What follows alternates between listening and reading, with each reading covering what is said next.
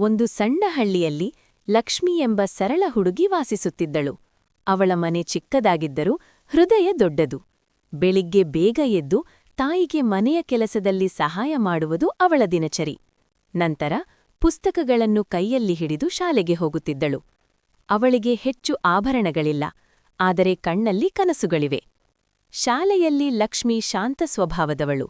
ಶಿಕ್ಷಕರ ಮಾತನ್ನು ಗಮನದಿಂದ ಕೇಳಿ ಸ್ನೇಹಿತರಿಗೂ ಸಹಾಯ ಮಾಡುತ್ತಿದ್ದಳು. ಮನೆಗೆ ಬಂದ ಮೇಲೆ ಹೋಂವರ್ಕ್ ಮಾಡಿ ತಂದೆಗೆ ಹೊಲದ ಕೆಲಸದಲ್ಲಿ ಕೈಜೋಡಿಸುತ್ತಿದ್ದಳು. ಕೆಲವೊಮ್ಮೆ ಆಯಾಸವಾದರೂ ದೂರು ಹೇಳುವುದಿಲ್ಲ. ಲಕ್ಷ್ಮಿಯ ದೊಡ್ಡ ಕನಸು ಶಿಕ್ಷಕಿಯಾಗಬೇಕು ಎಂಬುದು. ನನ್ನಂತೆ ಸರಳ ಮಕ್ಕಳಿಗೆ ಓದನ್ನು ಕಲಿಸಬೇಕು ಎಂದು ಅವಳು ಅಂದುಕೊಳ್ಳುತ್ತಿದ್ದಳು. ಅವಳ ಸರಳತೆ, ಪರಿಶ್ರಮ ಮತ್ತು ನಿಷ್ಠೆ ನಿಧಾನವಾಗಿ ಫಲ ನೀಡಿತು. ವರ್ಷಗಳ ನಂತರ ಅದೇ ಹಳ್ಳಿಯ ಶಾಲೆಯಲ್ಲಿ ಅವಳು ಶಿಕ್ಷಕಿಯಾಗಿ ನಿಂತಳು.